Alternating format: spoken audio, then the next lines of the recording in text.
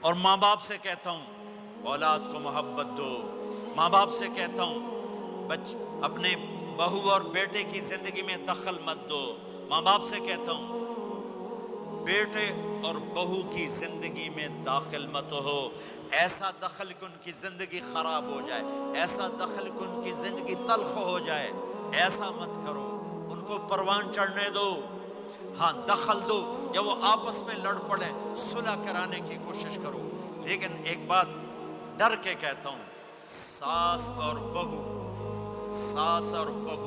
یہ ایک کھٹا رشتہ ہو گیا، یہ بہت خوبصورت رشتہ ہے، اگر جانے والی بہو اسے اپنی ماں بنا لے اور بیٹے کی ماں اسے اپنی بیٹی بنا لے، لیکن میرا معاشرہ الٹ ہے، کمیاں دیکھتے ہیں پھر کمیاں پکڑتے ہیں، پھر کمیاں اچھالتے ہیں، پھر گھروں میں آگ لگ جاتی ہے۔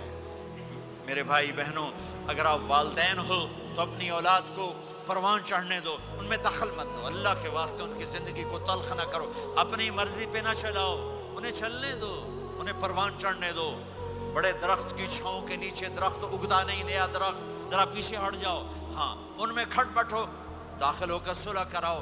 جیسے میرے نبی کا واقعہ ہے، آپ اپنی بیٹی کے گھر گئے، وہ اداس بیٹھی، آپ نے کہا کیا ہوا؟ کہا میرا اور علی کا جھگڑا ہو گیا۔ آپ نے کہا علی کدھر ہے؟ کہا باہر نکل گئے۔ آپ ان کو ڈھونڈنے نکلے، مسجد سے اٹھا کے لائے، گھر میں آئے اور فرش پر ایسے لیٹ گئے، زمین پر، ادھر علی کو لٹایا، ادھر فاطمہ کو لٹایا، علی کا ہاتھ پکڑ کے یہاں رکھا، فاطمہ کا ہاتھ پکڑ کے یہاں رکھا، اور اوپر فاطمہ کے ہاتھ کے اپنا ہاتھ رکھا، یہ علی کا ہاتھ، یہ فاطمہ کا ہاتھ اور یہ اپنا ہاتھ۔ پھر فرمایا بچوں بولو ہماری صلح ہو گئی، یہ ہے بڑوں کا کام، بولو ہماری صلح ہو گئی۔ تو دونوں نے کہا ہماری صلح ہو گئی، تو آپ باہر نکلے بڑے خوش۔ صحابہ نے کہا یا رسول اللہ آپ بڑے خوش نظر آ رہے ہیں، کہ میں علی و فاطمہ کی صلح کرا کے آ رہا ہوں، یہ کام ہے بڑوں کا، یہ کام ہے بڑوں کا۔ پھر ایک بات اور والدین سے کہتا ہوں، بچوں سے کہتا ہوں، ماں باپ کی پسند کو سامنے رکھ کے شادی کرو۔ لو میرج چند دن کا خواب ہوتا ہے، پھر لڑائی کے سوا کچھ نہیں ہوتا ہے۔ اپنے ماں باپ کی مشورے سے، ان کی رائے سے شادی کرو، برکت ہوگی، ان کی دعائیں ملیں گی۔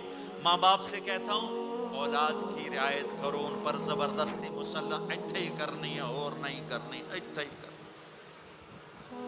یہ ظلم نہ کرو، یہ ظلم نہ کرو۔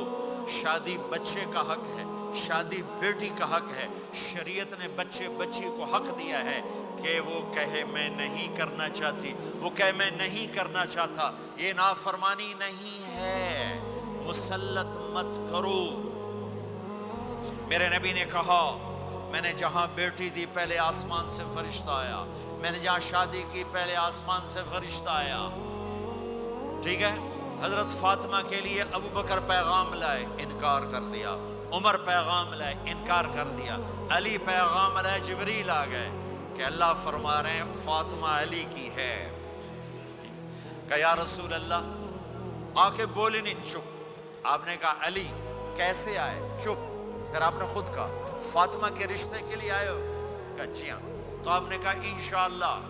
جبریل کے آنے کے بعد بھی کہا انشاءاللہ، یہ نہیں کہا بس ٹھیک ہے ہو گیا، ڈن، وہی آ گئی ہے، ڈن، نہیں نہیں نہیں نہیں۔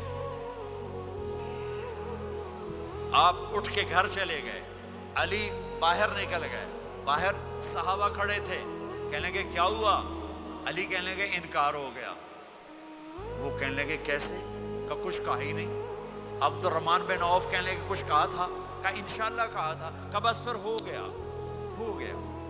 یہ انشاءاللہ کیوں کہا؟ ہاں کیوں نہیں کی؟ اب گھر گئے، کس کو بلا رہے ہیں؟ فاطمہ، کون؟ جنت کی عورتوں کی سردار، حسن حسین کی ماں، جنت میں نور کی چمک اٹھے گی، جنتی پوچھیں گے یہ نور کیسا ہے؟ کہا جائے گا اوپر کی جنت میں علی و فاطمہ مسکرائے ہیں، ان کے داندوں کے نور سے جنت جگمگائی ہے۔ آپ نے کہا بیٹی فاطمہ علی کا رشتہ آیا ہے، ہاں کر دوں؟ اللہ اکبر، اللہ اکبر۔ کیا فاطمہ نے انکار کرنا تھا؟ کیا فاطمہ نے انکار کرنا تھا؟